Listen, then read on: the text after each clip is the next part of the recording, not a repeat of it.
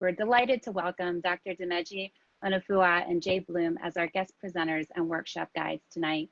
Dimeji and Jabe have been working on allyship and decolonity for many years, stemming from their work together at Carnegie Mellon.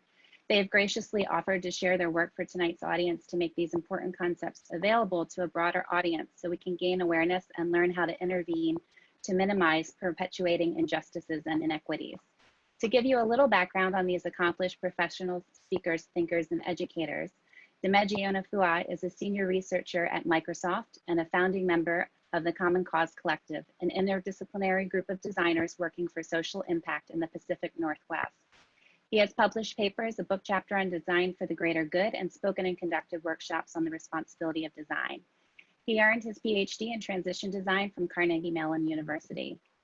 Jade Bloom currently works for Red Hat's Global Transformation Office and co-founded Praxis Flow.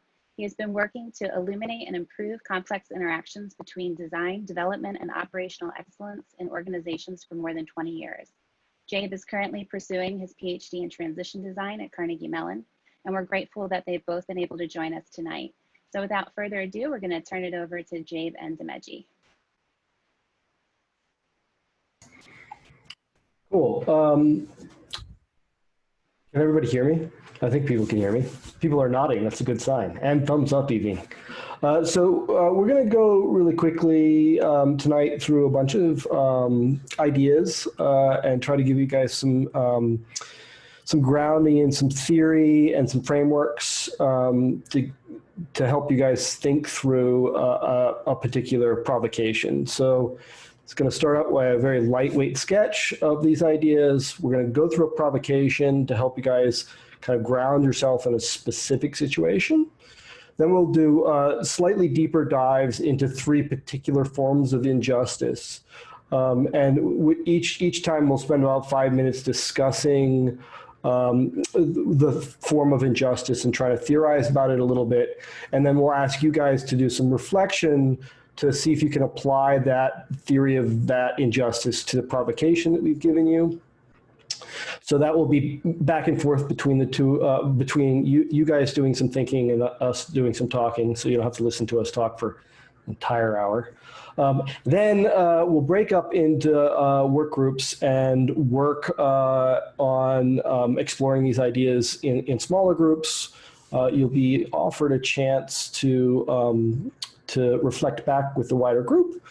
And finally, we're going to have a little bit of discussion from Dimeji about some of the work that he's been doing with pluriversality and design. And then I'll be hanging around. I think Dimeji will be hanging around for a little while afterwards to talk about these ideas. So we'll go from there.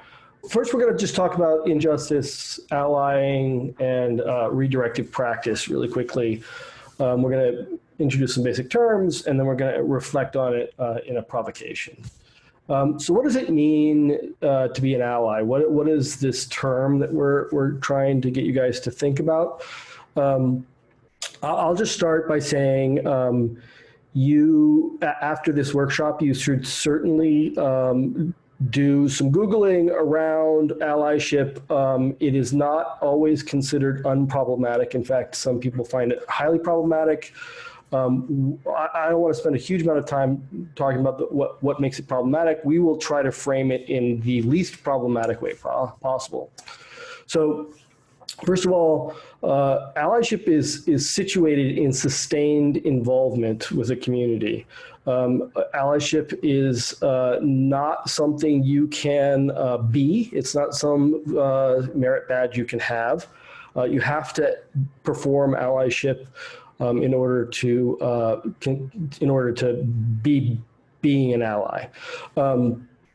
Allyship requires that those people who would like to work in solidarity with others to really expose themselves to a diverse set of discourses, and using those discourses practice self-reflection. And we'll talk a lot about those discourses and that self-reflection tonight. It's important as an ally in an ally who's opposed to institutional racism. It's it's important to realize that while it is true that individuals, including those who would like to be allies, have been taught ideas rooted in theories of domination, it is also the fact that they have been isolated and isolated from suppressed knowledges and narratives of marginalized peoples. And therefore, one of the goals or requirements, if you'd like, of allyship is to educate themselves about the lived experience of others. That can be by participating in communities with those people, reading, etc. And finally, those who would act as allies act in solidarity with marginalized peoples, and they engage in actions to bring about justice and equity. Dimeji?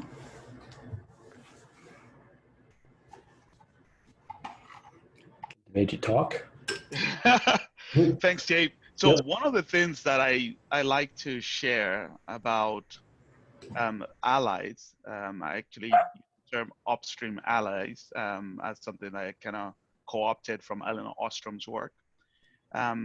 Upstream allies are sensitive to downstream impact. And by that I mean, there's a concept called negative externality, where those that use a resource enjoy the benefits of using that resource while others feel the consequences. And so as an ally, you almost have to think of yourself as someone who resides outside a boundary in question and benefits from the oppression of others. So therefore, you commit yourself to lending that privilege, sometimes even to the point of breaking it. So you cede power to act to empower others. And one of the things I usually also do, if you go to the next slide, is I always share examples of how an upstream ally acts.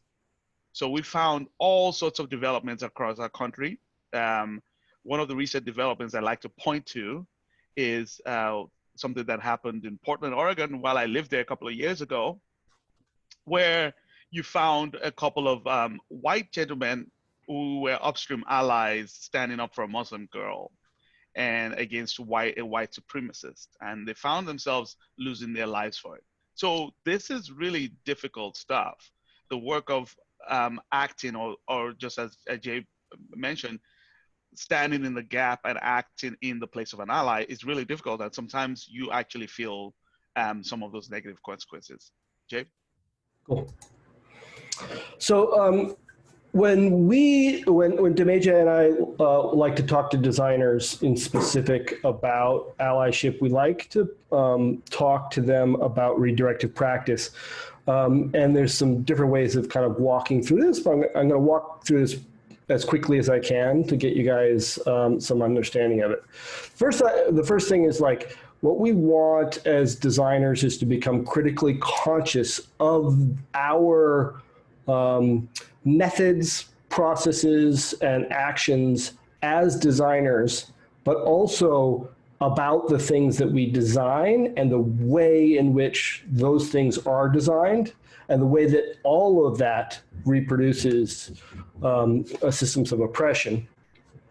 So really what we're trying to do is learn as designers to perceive design's involvement with the creation and reproduction of oppressive systems.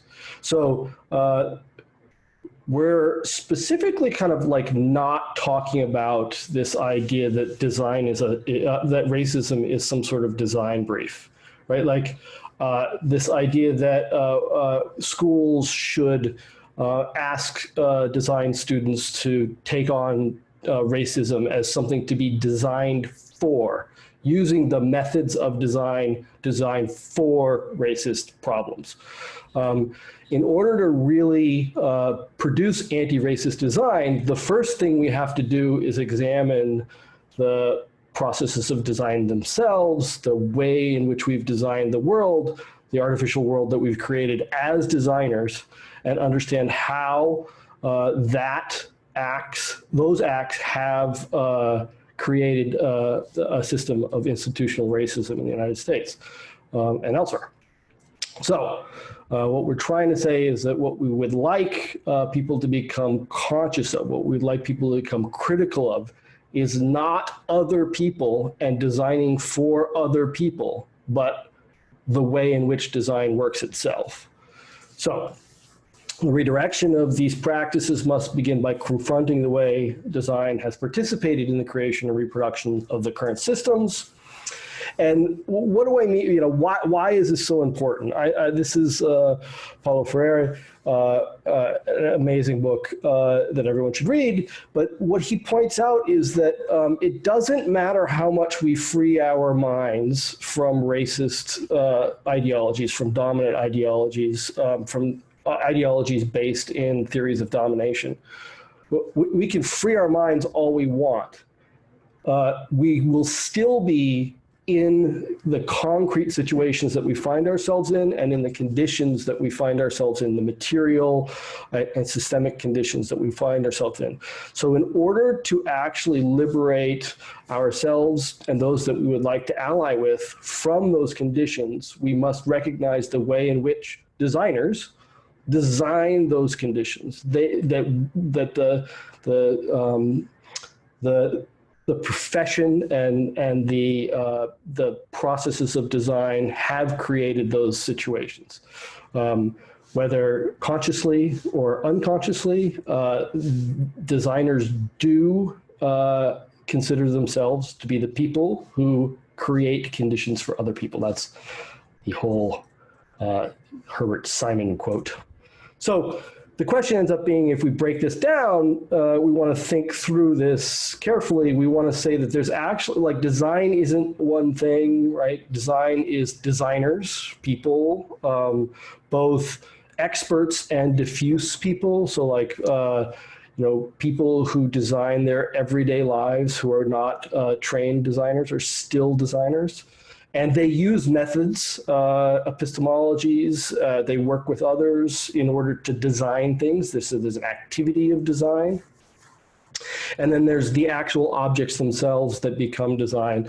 And I think it's important to realize one thing, which is just this kind of trick, which is that every time we design an object, every time we create some material artifact in the world as designers, we are specifically also at least imagining a subjectivity related to that object. We're imagining the subject who will be the user or the consumer of that object, so that by designing the object, we are creating and or reinforcing the subjectivity that is related to that thing.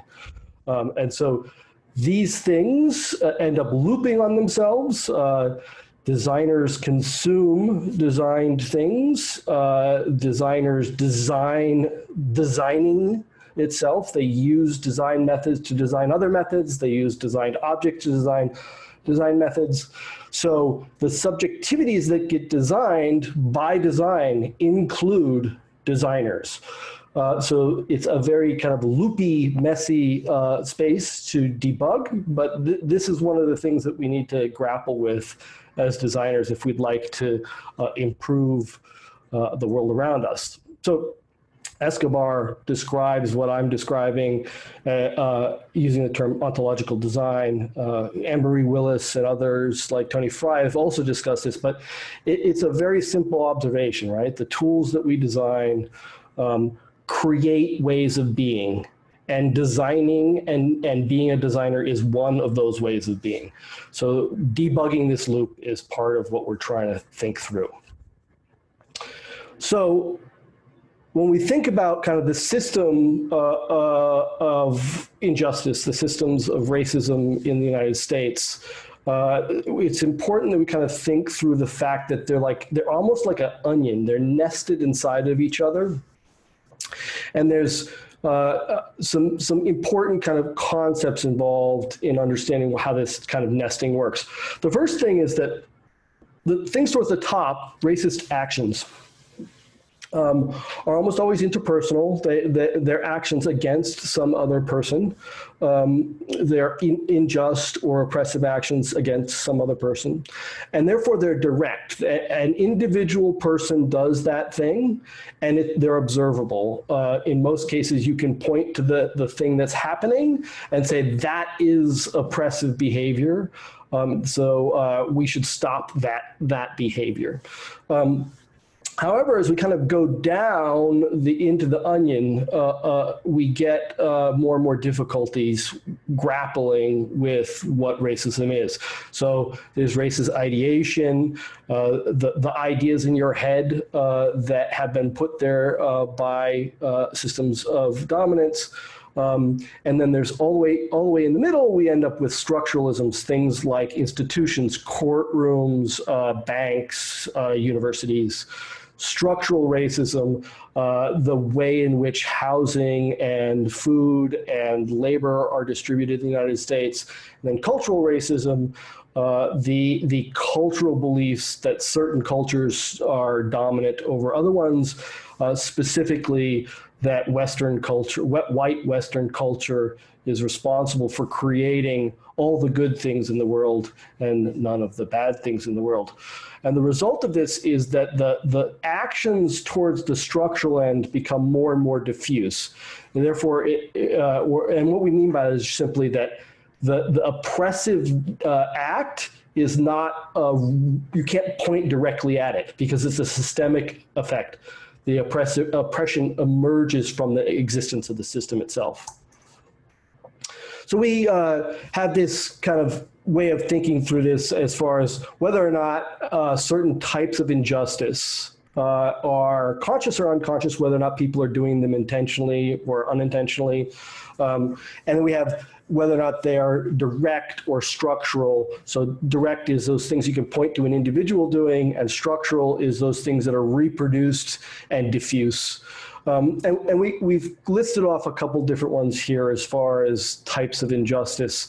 And we'll go through each one, but to kind of locate them, we've got this idea of epistemic injustice, which is something that's done by an individual, but is almost always unconscious. We've got kind of extrajudicial violence and anti-racism. These are active, direct things that individuals do that are oppressive. We've got conscious structural things like procedural and retributive injustice, which I'll detail in a minute, and then more structural things like race realism and symbolic violence, which are less conscious and emergent from structural systems. So the first one is that we're going to explore. There's these three are the big ones that we want to play with tonight. So the first one is anti-racism, right?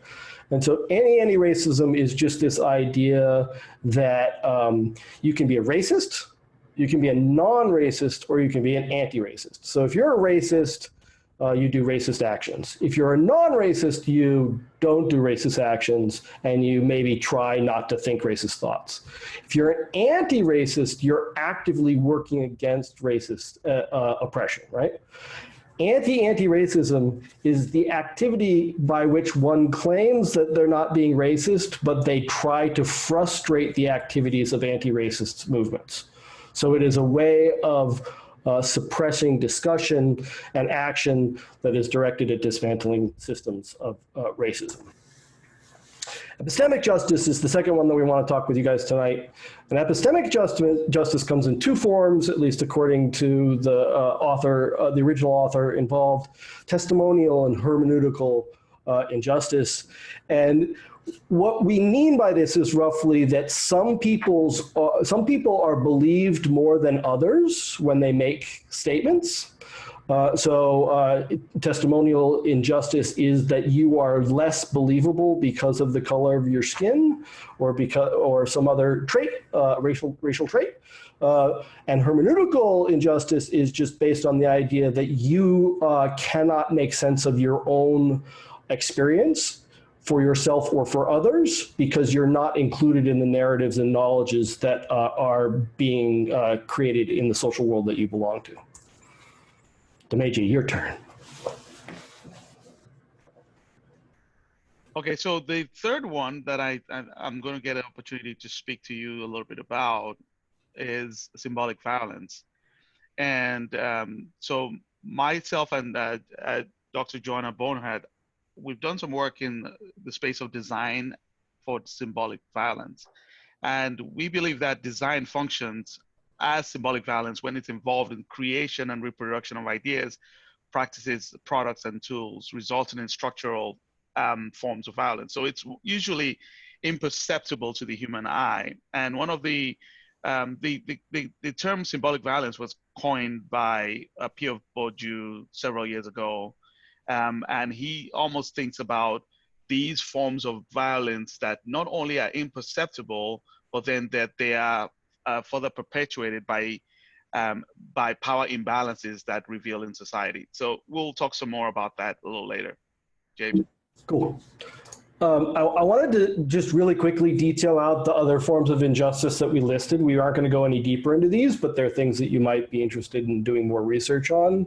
Extrajudicial violence is just state violence prior to or lacking in judicial supervision or lacking legal due process.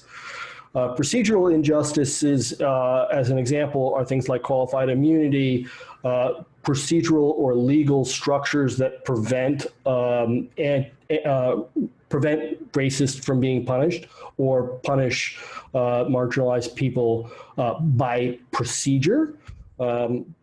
Retributive injustice is the ways in which legal or structural systems justify the violence against individuals by suggesting that they deserved it or some trait that they have made it appropriate for the type of violence that they experienced to have been done to them. And then finally, race realism is the belief that there is scientific evidence to support the fact that some racial groups are inferior to other racial groups. This is emergent from eugenics, which started in the United States and was adopted by Nazis. If it's not clear to everybody here, there is no scientific evidence that this is true, and it has been debunked repeatedly, but it is frequently used as justification in things like retributive injustice. When we do the exercises later, we just really quickly wanted to introduce you guys to this. This is mapping systems of injustice. We like to use this as a way of kind of like thinking through a situation, noticing different types of injustice, noting them down, and trying to figure out, so we've got on the up, down, we've got where is it located in the system? In this case, we've used some examples of types of injustice for each layer. And then who would we ally with in order to change this situation? Is it something where we're allying with an individual, institution, a society? Who are we doing the work with? So this is just a simple structure for walking through that. When you guys do the work a little bit later, the first step you'll take is to place some notes on this and have a discussion about what types of injustice you've found in the provocation that we are about to discuss. Great. So what we're going to do next is Jabe has gone through the exhaustive process of outlining a number of injustices to you. We want to focus on 3 of them, as he mentioned. Now we have a provocation that we want to share with you. And this provocation actually came out of my lived experience. And we want to share that with you and we would like for you to reflect on that scenario privately and start to think about, and as you listen to this story, you start to think about the forms of injustices that might have potentially been perpetuated in that story. And not just that, we want for you to draw that context beyond that one story into maybe an expanded societal implication. So if you go to the next slide. Hey guys, just remember, we're going, sorry, I shouldn't say guys, that's terrible. Folks, remember, we're going to go in these in detail later. So you're just giving us good guesses right now. That's all we're looking for. Just your good guess. Yes. Okay. So I'm going to share this context with you. So like I mentioned earlier, it spreads across society and individual issues around racial injustice.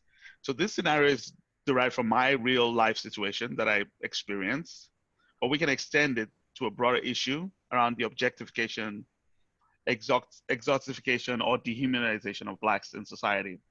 So historically, we see this in hundreds of examples across our culture and existing on a spectrum.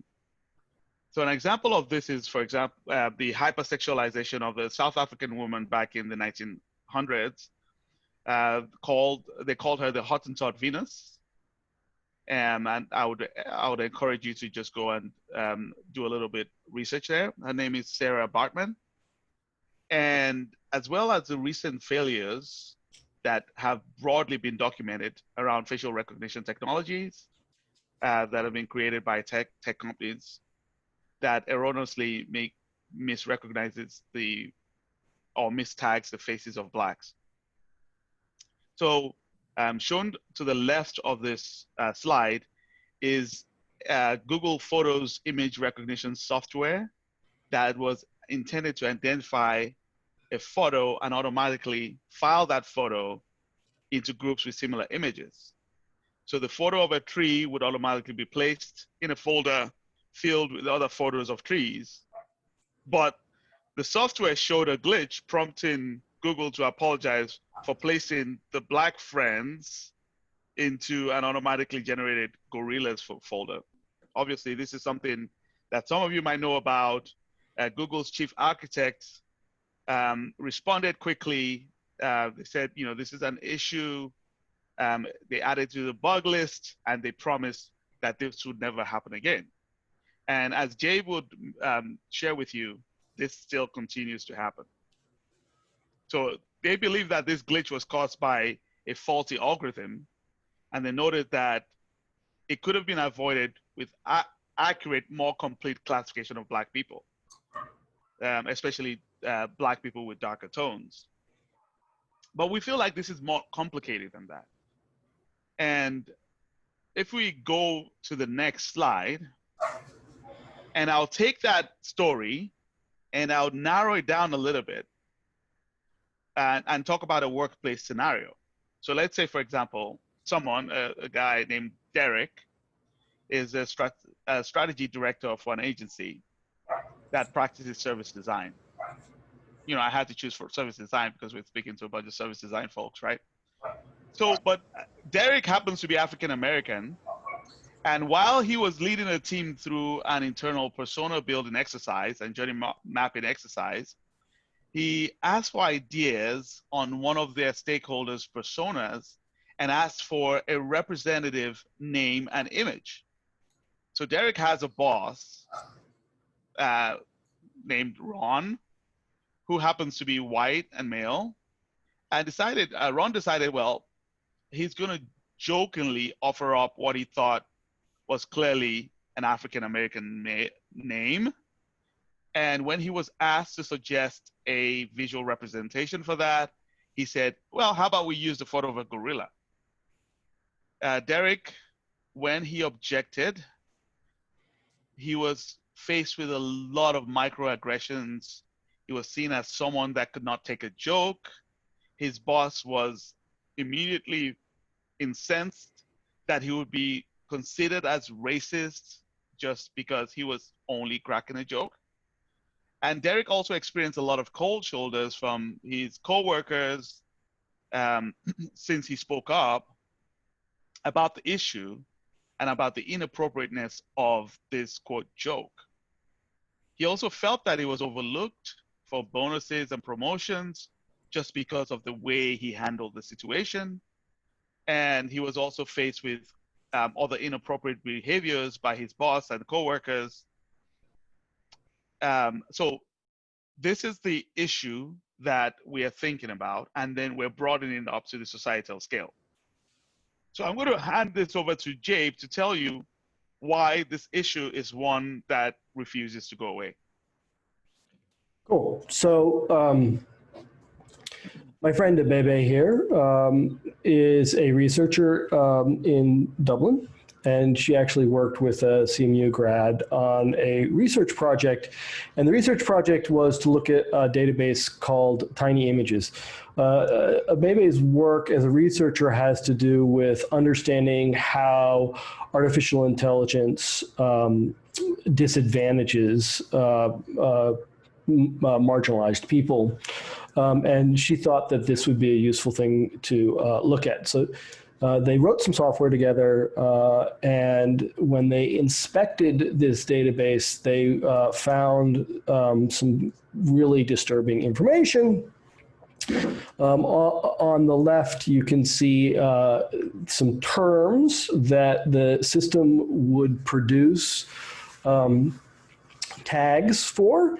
So, for instance, some of the ones that are already written out here, pedophile, molester, rape suspect, child molester, all of these terms, as well as the other ones, which I think you can all figure out, produced thousands of images in response.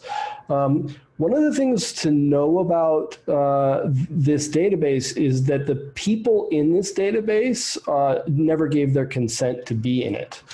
These are public images that were collected off the internet. So this is people whose public images have been labeled with these terms.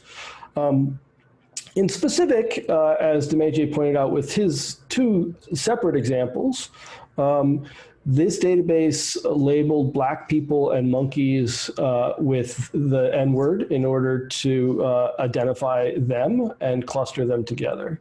It also labeled women whores and used anatomically crude terminology to discuss women. So Jabe, in particular, talked to me about this a little bit after she did the work, and one of the things that she mentioned was that this database has been around for about 10 years. It's got 1,300 citations against it. In other words, people have used this database in 1,300 research projects. And she and her friend, Dr. Venier, were the first people to ever stop and say, hey, how is this database working, and what types of labels are being used? For Jabe, it was not only intellectual labor that she had to do in order for other people to realize what they had done, but also it was significant emotional labor. She was quite upset by it and emotionally disturbed by having to not only look at these words, but look at the images that were involved.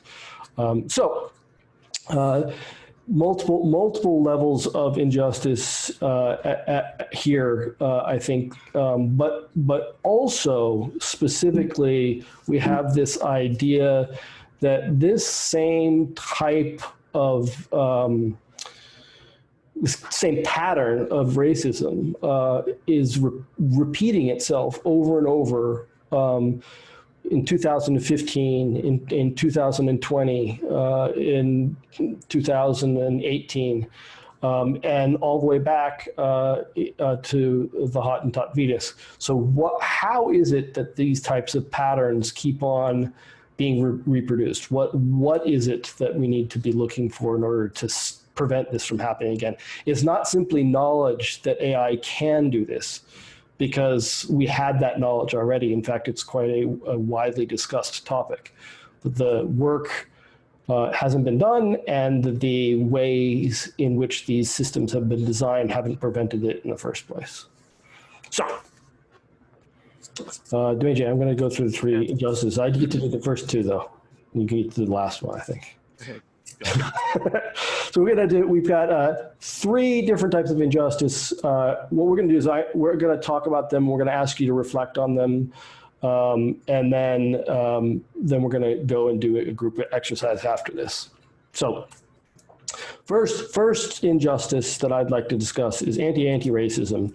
Again, design functions as anti-racist when it suppresses discussions and actions required for the dismantlement of systemic racism. So what does that mean? First, we have this idea of being a non-racist, just not engaging in racist actions.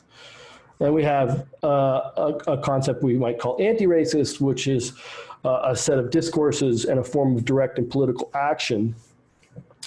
In this case, anti-racism is something that you do. It's not just something you think about. It's not something that you avoid. So again, non-racists can simply avoid acting in order to be non-racist. Anti-racists are doing something. It's an activity. Anti-racism functions by being polite, tolerant, and disruptive. What anti-racism is really trying to do is locate itself as being non-racist and objective. It's trying to argue that it's not racist to object to anti-racist discourse, and whatever objections that they bring are simply objective and not biased. So the function of it is to clothe itself in both of those claims. So the problem with this has to do with who is centered and where the problem is located.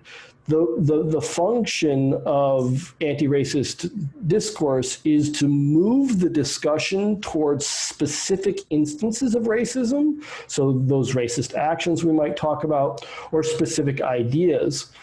And by doing that, anti-racist discourse can force those who are engaged in liberatory activities to discuss the specifics of specific instances of racism. And this prevents the discussion and the work on systemic causes of racism. So the whole point is to reset the argument. When people are engaged in anti-racist discourse, they want to make the argument start over and over again. They want to suppress the discourse. They want to prevent people from having discussions about anti-racist theory, and they want to undo progress. So in the most extreme forms, anti-racism has to do with, for instance, in the UK, the active dismantlement of anti-racist legal structures and laws. So what does it sound like when you hear it, so that when you guys can kind of be thinking about it and activated to it to some extent? It sounds like arguments that sound like this is reverse discrimination, this is a slippery slope. Where do we draw the line? Like, how do we know which statues to stop tearing down? And is everyone a racist? All of these conversations, especially things around slippery slopes and where to draw lines, are about hypothetical injustices, about things that might happen, and they distract the conversation from things that actually are happening. So extrajudicial violence against people of color is happening. We might tear down a statue in the future that's the wrong statue, isn't something that's actually happening. It's a hypothetical, it's a distraction. Other ways that it sounds: I'm just asking questions. I'm just trying to learn. I'm going to ask the same question repeatedly until you answer it. If you don't answer it, I'm going to claim that you're being unfair and that you don't want to engage in dialogue because you didn't answer my questions. And if you answer my question in any form of systemic or generality, I'm going to ask you for specifics, and then we're going to legislate the specific instance and whether it really happened or not. So like classic online version of this right now is, yes, that's a video of the police beating a black man, but it's only 30 seconds long. I need to see the 20 minutes before it and the 20 minutes after it so I know whether or not that guy deserved to get his head beat in.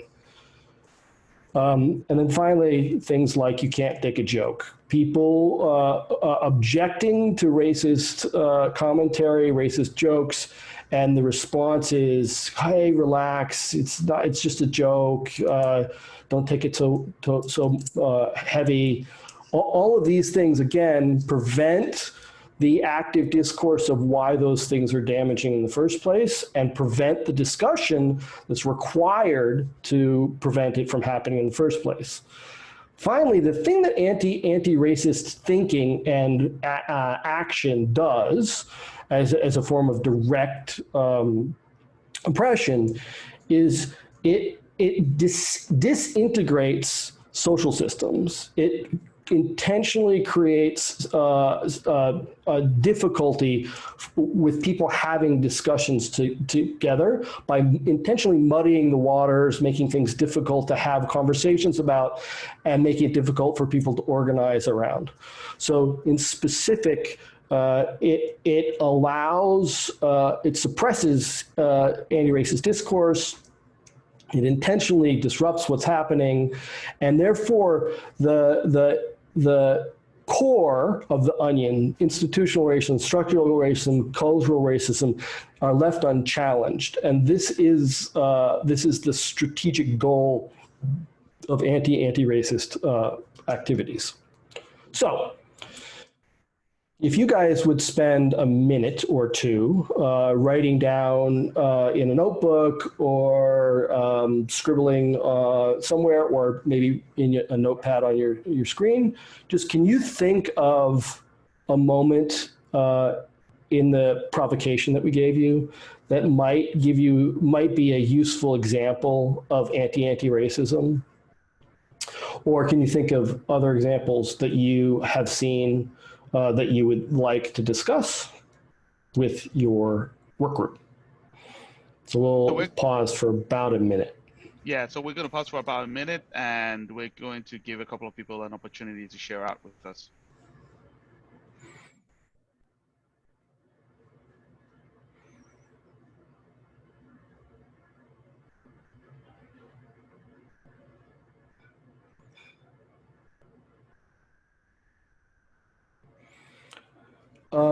Anybody would like to share, if you just ping Jean-Marie or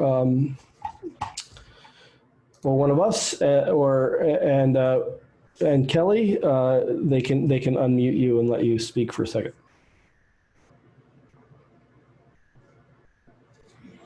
Does anybody have any observations they'd like to share?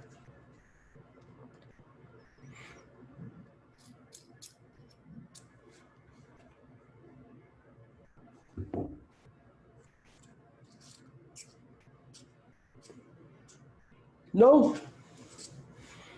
Okay, maybe you'll share more in your smaller groups. I hope you will.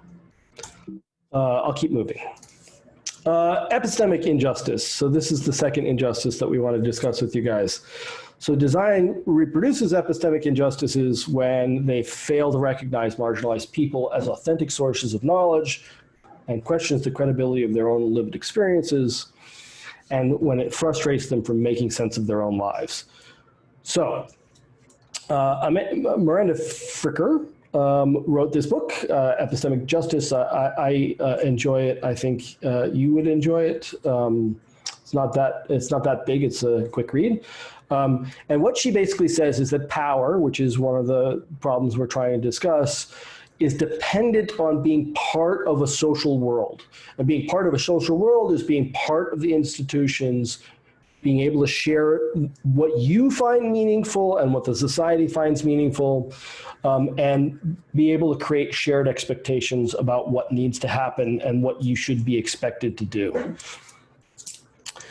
So Sherman and Guggen here basically say that injustices, epistemic injustices, are specific forms of injustice, and the specific way that they are is that they harm people in their capacities as knowers. So this is just a funny way of saying, like, people know things, and when you harm their ability to know things, you harm them in unjust ways. So the first example of it is people being treated as less credible than they are. And the second one is people being unable to make sense of their own lives.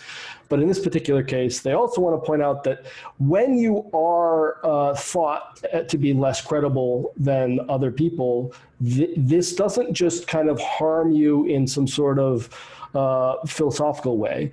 It has specific outcomes that include things like lower pay, loss of prestige and power, and also the inability to change legal structures, etc.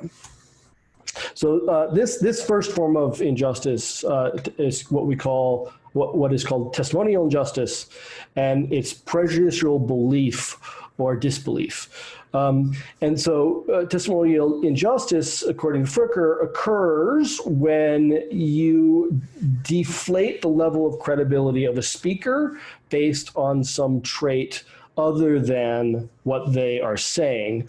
So the way I like to think about this is this: given the same statement, the same words, the same speech act, two individuals saying the same thing, if one of them, in this case, the young man with the weird fiery hair, if one of them is judged to have their statement to have more weight than the other for no other reason than the way they appear, then the young woman here has experienced an epistemic injustice. Her testimony has been unfairly diminished. And so this is important, right? Because there's two things in it. The first is like diversity is not simply people being present, right? Having people of color or other marginalized people in the room while you are doing something is not the same thing as having them be heard. So we need, when we're trying to fight epistemic injustice and testimonial injustice, we need to believe and acknowledge the lived experience of others. And not only that, but we should use that knowledge as a way of thinking about how the world is and the way the world should be. So it's not just having people present, it's not simply letting them speak, it's actually doing something with the knowledge that they're producing. The second injustice is what we call hermeneutic injustice. And I like to think of it as the inability to locate oneself in a narrative. Myrna Fricker says that it's when the collective interpretive resources have a gap in them. And what she means here is like the way the narratives and stories and knowledges that we all share, when someone can't find themselves in there, they can't make sense of their own social experiences. They can't understand what the expectations are of them and what would be fair and reasonable to expect from the social reciprocity, because they aren't in there. And so they can't figure it out. Or there's no description of their experience or no description of the injustice that they're experiencing. She, by the way, uses the example of sexual harassment. She went and did some research to figure out where that term came from. And basically what she found was the women who invented this term were lawyers, and they got together because a woman had been sexually assaulted and had quit her job because of it, and she went and tried to go to get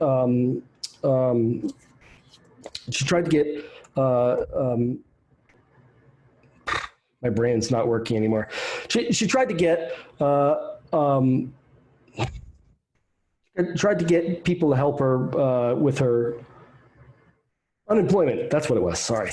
She tried to go get unemployment, and when they asked her why she left her job, she said personal reasons, and they said, you can't, that's not a valid excuse for leaving a job, you don't get any unemployment. So she went to the lawyers, and they basically all got together, and she described what had happened, and basically all these lawyers who were women said, oh, we've all had that experience too, but we don't have a way of describing it. So they had to come up with a word. And that word, sexual harassment, therefore gave them a way to put into the discourse about how it is to be a woman in the United States, a way in which people could see, oh, I too have had that experience, and therefore I have a way of making sense of something that that is happening to me. So when we look at this, this term hermeneutic comes from hermeneutic circle, and the idea of the hermeneutic circle is roughly that there's a whole and then there's parts, and that the parts make sense of themselves in relationship to the whole, and the whole makes sense of itself in the relationship to the parts. So when we look at it from this lens that we're currently trying to go through, when we see that individuals are unable to locate themselves in the knowledges and narratives that they're kind of forced to learn in schools and in institutions in order to participate in those institutions, and they don't find themselves in there, they are disadvantaged because they can't use that information, those knowledges and narratives to make sense of their own lived experience because they're literally not in it. And then going the other way in the hermeneutic loop, when those narratives are mistrusted and excluded from discourse, there's no way for these marginalized people to be represented in those knowledges and narratives as a way in which future individuals could then make sense of their lives. So you can see this is a circle, it's a cycle of oppression and suppression of knowledges and ways of being in the world. So dominant cultures don't do this by accident. They actively erase and suppress the discourses that challenge the systemic oppression, that challenges their dominance. And so it's not just an impoverishment either of the social world. It's not simply that the majority or those who are centered and not marginalized, it's not simply that people in the center cannot understand the experience of marginalized people, although that is true. It is also that those individuals themselves, the people who are having this epistemic injustice happen to them, can't make sense of their own experiences. And therefore they have to do extra labor, extra work, simply to understand how it is that they are in the world and what is expected of them. So it's important to understand that this is like a way in which people are internally conflicted because they are not able to locate themselves appropriately in the systems that they find themselves in, and therefore they have a hard time making sense of their own experience of the world. And it's, I already did that. Yeah, I did that one, sorry. Okay, so now it's up to you guys again. Can you think of a epistemic injustice in the examples that we gave you? Can you identify some moment in that narrative or in those narratives that would be examples of either hermeneutic injustice or a testimonial injustice?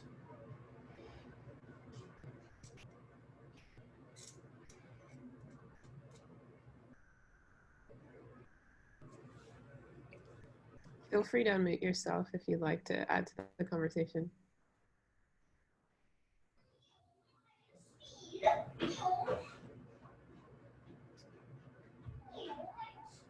We have someone saying can't take a joke, and the concept of microaggression.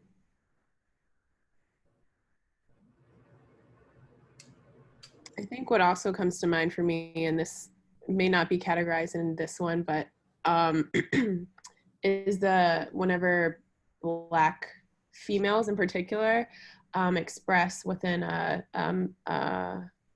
whenever they go to the doctor's office, for example, or they're about to give birth, they're either given, less likely to be given an epidural, or they're more likely to have their testimonials of pain that their experience is not taken seriously, because there's a stereotype that Black women or Black people in general have a high tolerance for pain, or they can take more pain than they present. So that gives people the right to inflict more pain, I guess, in that sense. Yep. That's actually, this idea of especially testimonial injustice is a big topic in medicine because of those types of things that you're specifically pointing at. The way that prejudicial beliefs about others affect the medical person's opinions.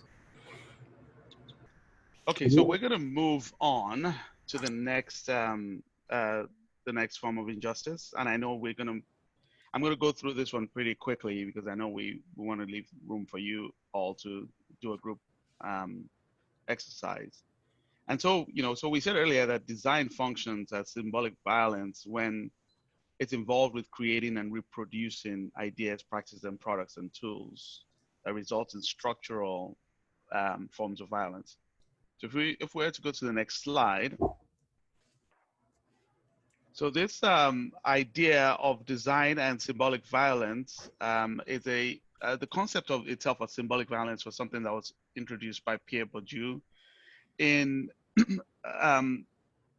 a paper he wrote called Distinction, a Social Critique of the Judgment of Taste. I think he wrote that in 1979. And the research documented, in his book, attempted to understand how class, power, and social inequity was reproduced at the cultural or social level. Next. So here's how Bourdieu defines symbolic violence in his book.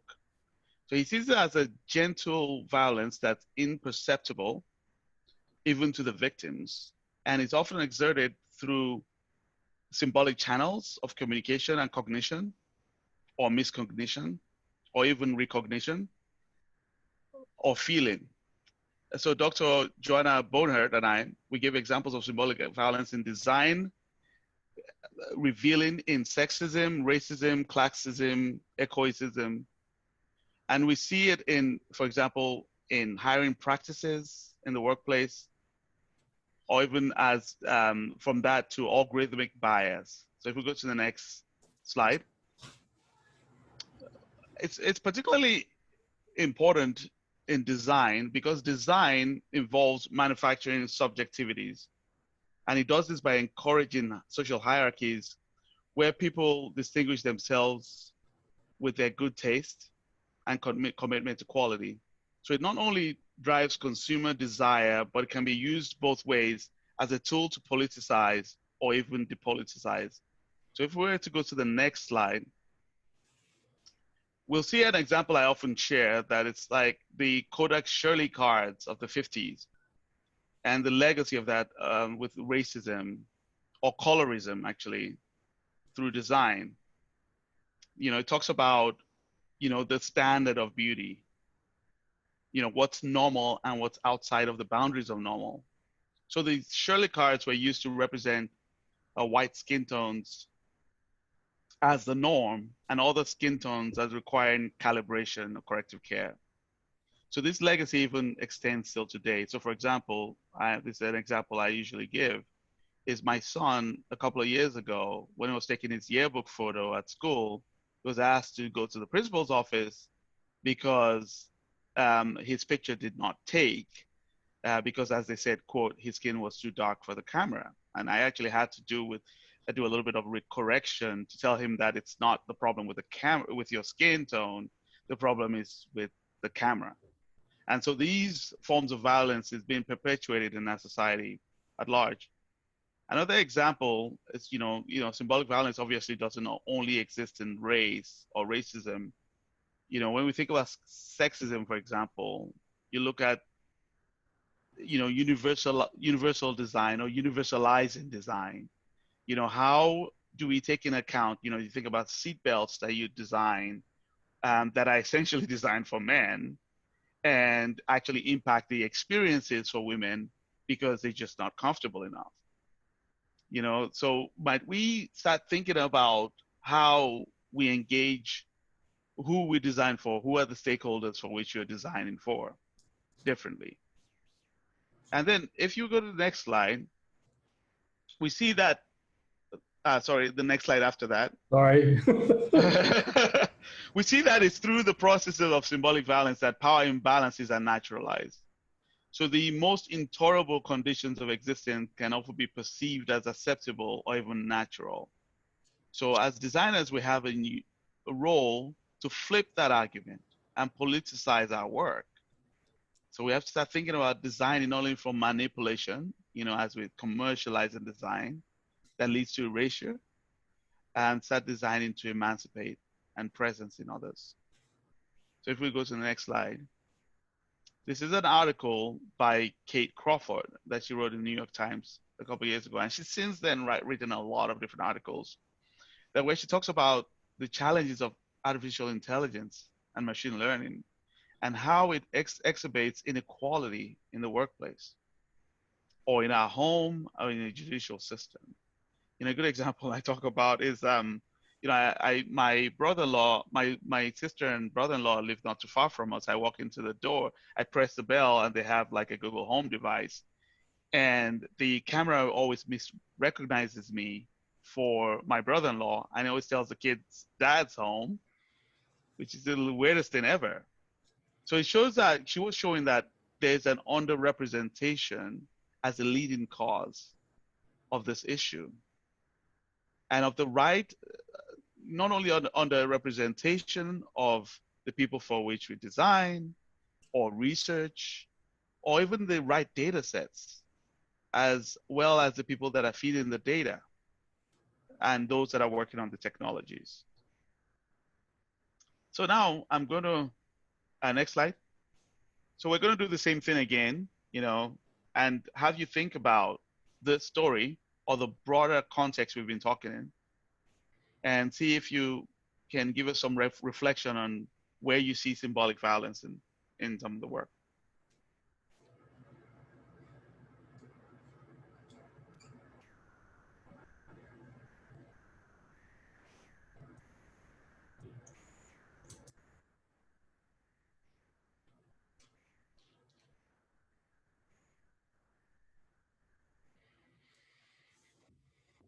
Okay.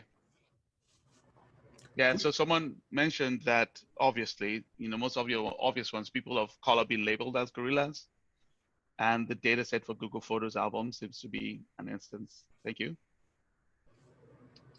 All right, great.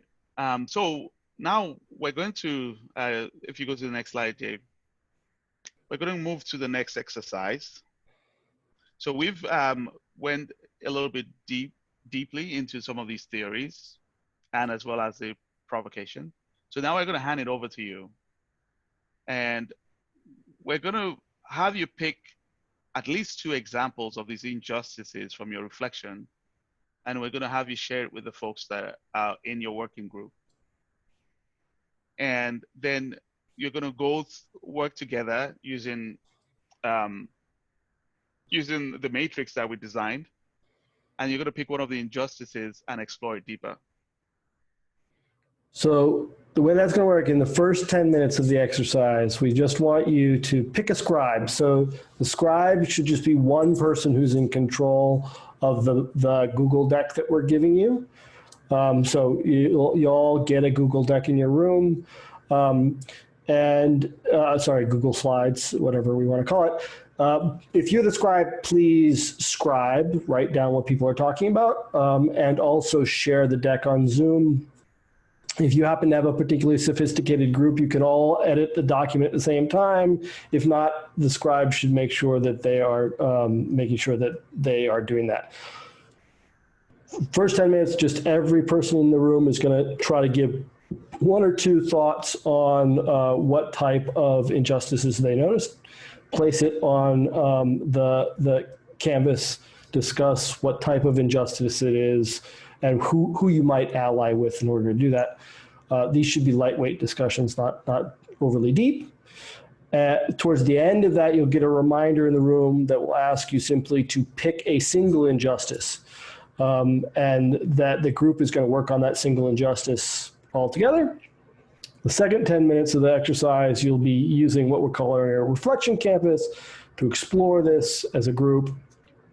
If you'd like to share out what your exploration led you to, problems you had, insights you had, surprises you had as a group, you'll be offered a chance to do that at the end of this, right before Dimeji wraps up.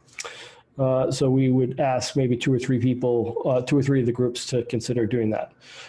Just really quickly, this is the first thing you will want to fill out. I think it's slide 6 on your deck, and simply fill out one of the little injustice cards, copy and paste it into the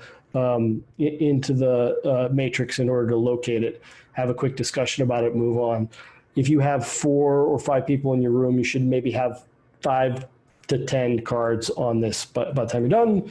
Then pick one card off of this matrix that you would like to explore deeply. Then you'll go to the slide that immediately follows that in the deck called the reflection canvas. And in there, you'll find just a simple way to have a structured conversation about what kind of injustice is this? Where is it located in these systems of oppression? Think through really quickly how you think design, either as a designer, as a methodology, or as a set of products or subjectivities, reproduces that injustice. And then finally start thinking about how would we as designers intervene in this situation in order to improve it and dismantle the injustices that we see. So we're ready to go. I'm going to turn it over to Kelly and Jean Marie because I think they understand how to do the next part.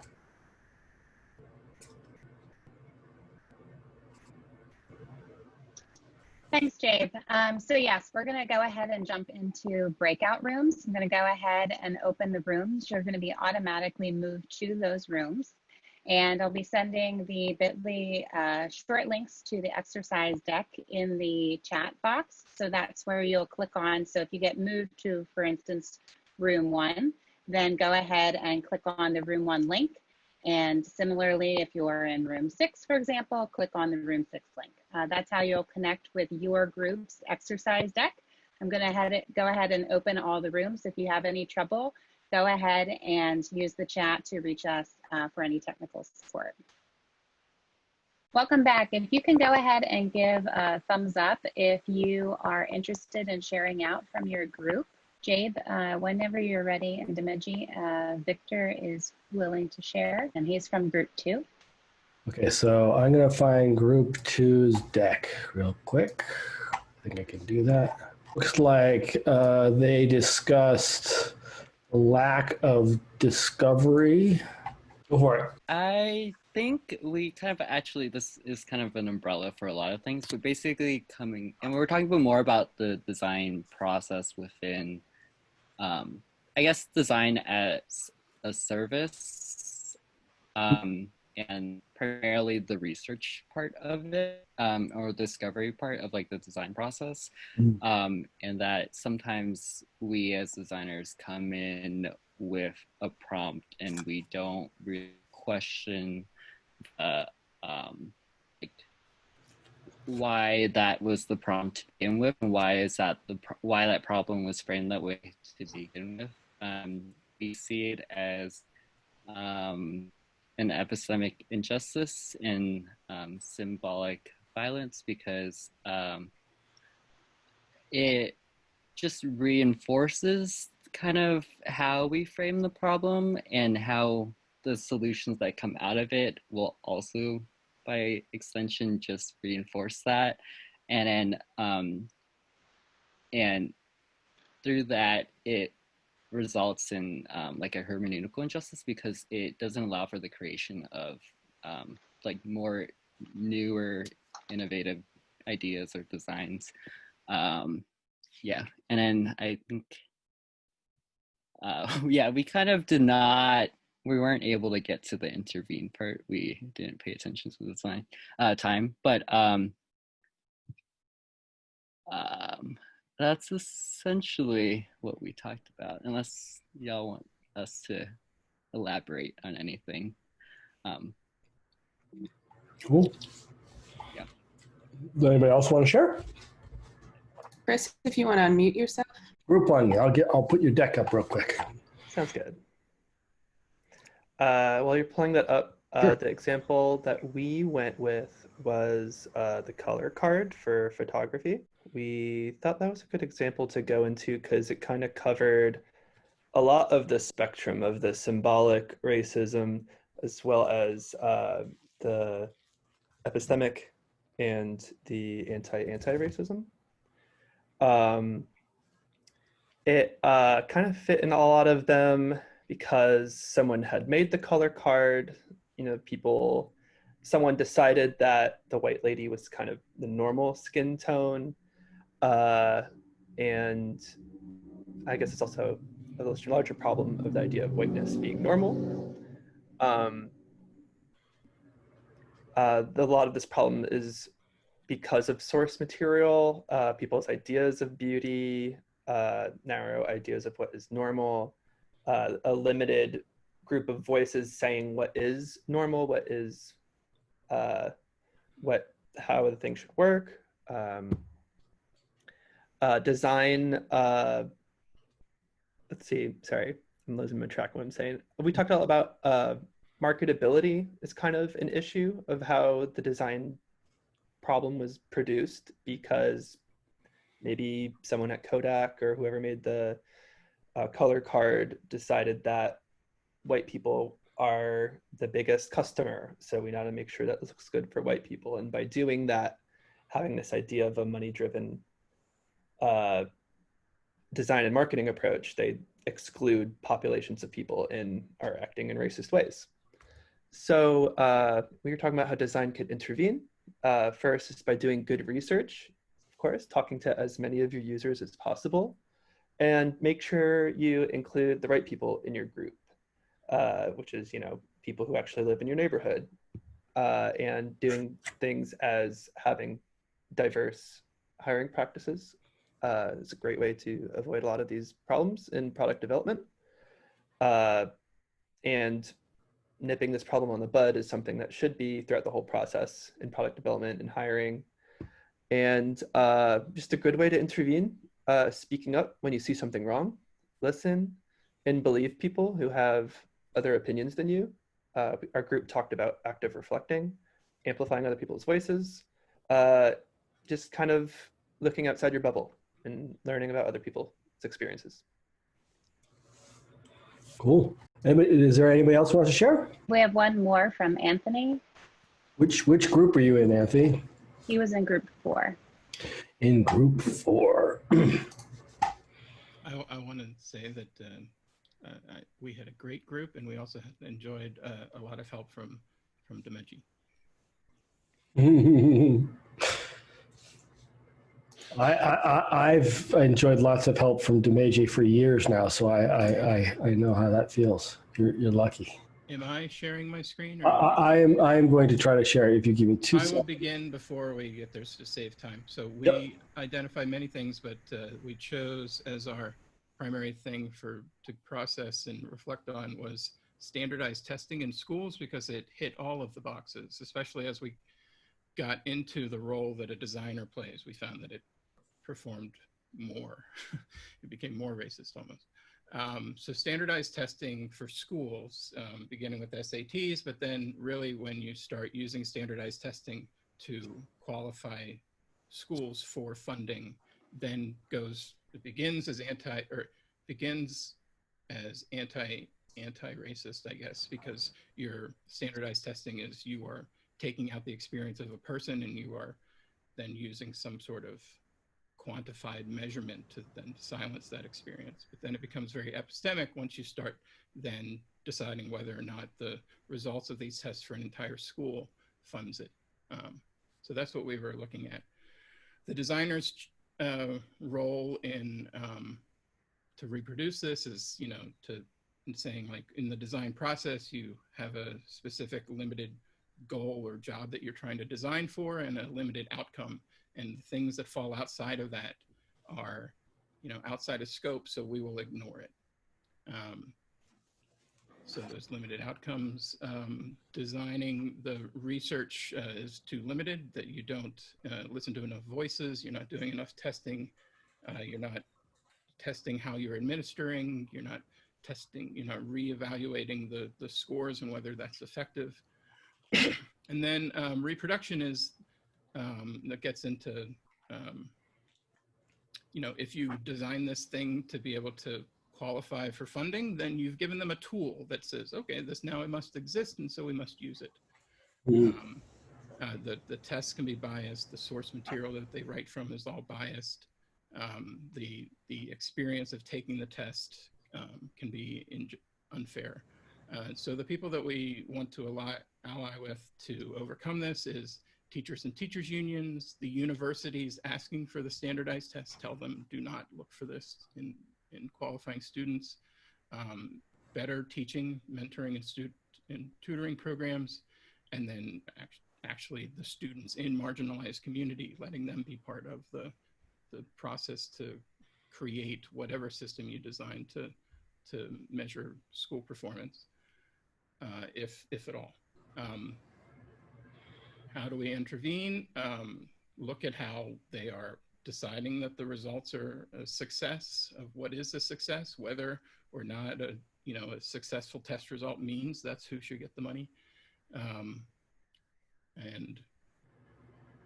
think someone else will probably have to jump in to make sure I'm not misstating all of these things.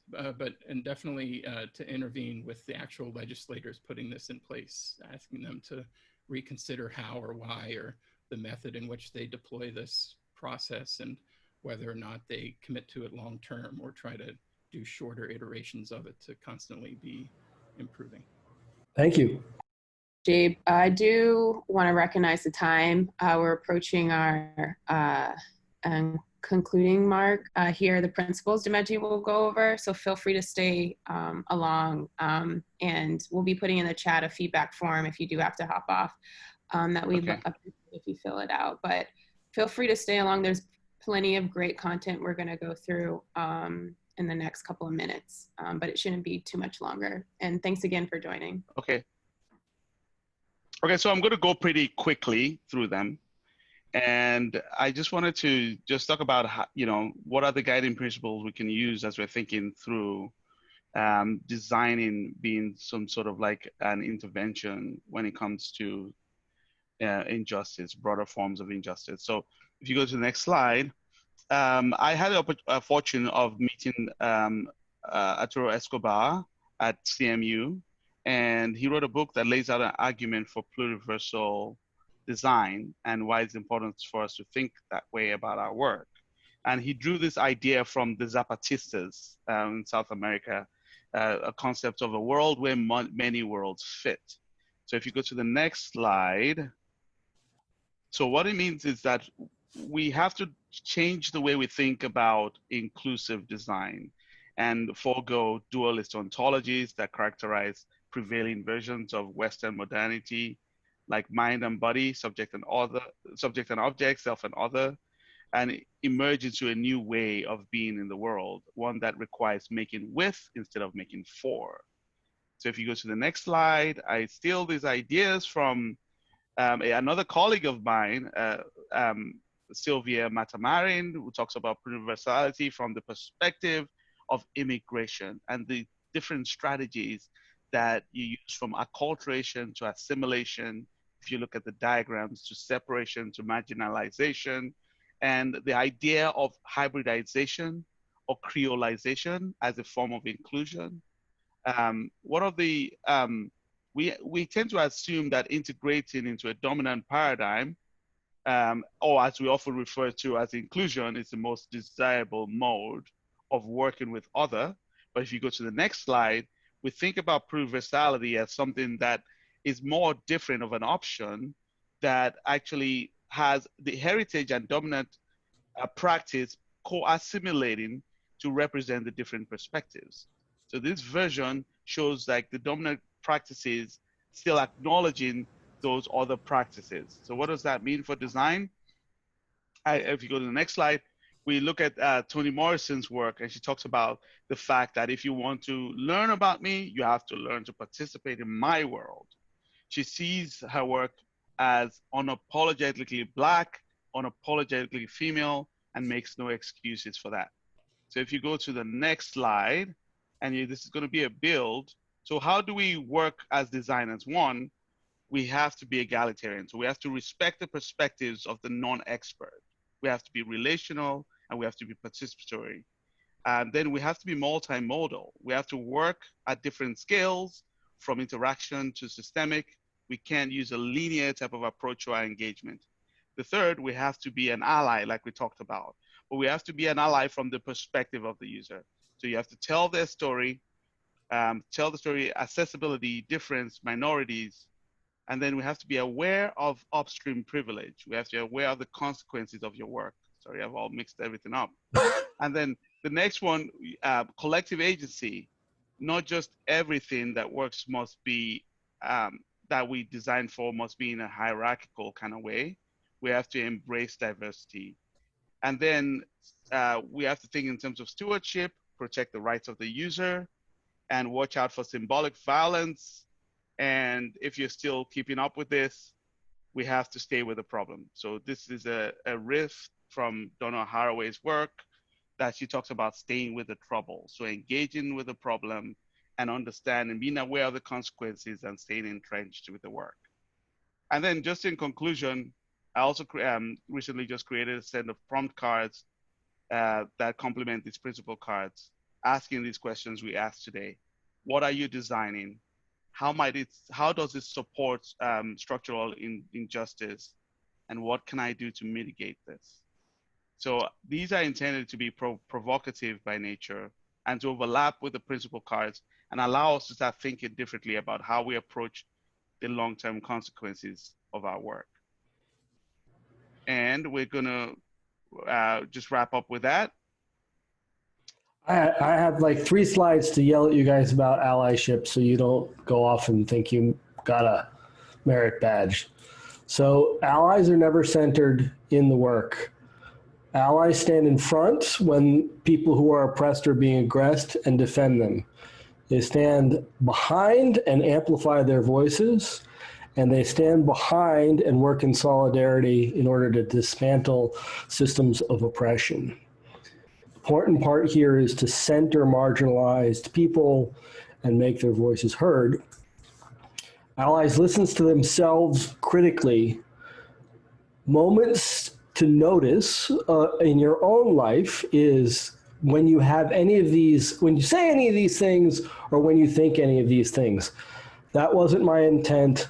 Oh, come on, you know me, I didn't mean that, but I'm really a good person. All of these things, all of which I have said to myself and or my friends more than once in my life, are times to notice that your impact that you're having on the world is not aligned with your intent. It's incongruent, and it's a time to stop and reflect, and where possible, repair the damage that you've done. And finally, allying is something you do. You can't become an ally. It's not an identity. You don't get a marriage badge. What you get as a reward of being an ally and acting in solidarity is a more just society. So I am not always a fan of the whole theory of enlightened self-interest, but I do love this quote. You're not here to help others, you're here to help us. You're here to help the group, the society that you're in, and that is why we ally, is to work together to improve the world. I hope you had a good time. Hey, Dimeji, I wanted to say my camera is no longer working, so I don't know if you can see me. Thank you. I really appreciate you. Every time I get a chance to work with you on these issues, my life is enriched by being with you and doing the work with you. So thank you for doing it with me. Yeah, same here, Jabe. And Jabe and I always do an excellent job of roping each other into trouble. And so when Jean Marie talked about, let's do this, so we're like, okay, Jabe. Yeah, so yeah, it's so much fun working with you. And, these are big issues and we want to continue to push on them. Maybe we get somewhere. And thank you to Service Design Pittsburgh Meetup for having us working closely with us and being so patient with us as we work, think about these issues. There are some references at the back of the deck here. And these are people that Dimeji and I specifically want to acknowledge as being contributors over the years to our thinking and this work. With that, I will hand it back to Jean-Marie and Kelly. Yeah, thank you, Jabe and Dimeji, for this wonderful workshop and all the great content you shared with us today. We wanted to close with linking you all with our platforms for our various groups, Meetup. You can find all of our events posted there. Feel free to join our Meetup if you haven't already. We also have a Facebook, Twitter, and website that we can also share at a later point. And we want to also take some time to lend to you this feedback survey. We want to get you guys' thoughts and experience during this workshop so that we can continue to provide sessions like this and in the future. Yeah. So feel free to take a minute or two to fill that out now if you have the time, and we'll see you at our next event. And thank you all for coming. Thanks for having us. Everyone, thank you so much for coming. Thank you, Dimeji and Jabe, for an amazing workshop. This is so enlightening. And I think to underscore your point, Jabe, this is a continuing process. We are going to be having some forthcoming events, so stay tuned for that. We'll be sending that out in an email as well as putting it on our various channels. So keep your eye out for how we can continue this conversation together and really enrich the community as a whole as we both learn to be better allies and can support each other.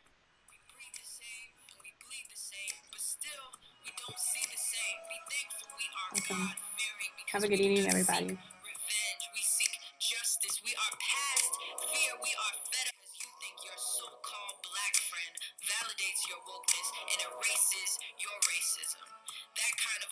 Conversation is too hard for your trust fund pockets to swallow the strange fruit hanging from my family tree because of your audacity to say all men are created equal in the eyes of God, but disparage a man based on the color of his skin.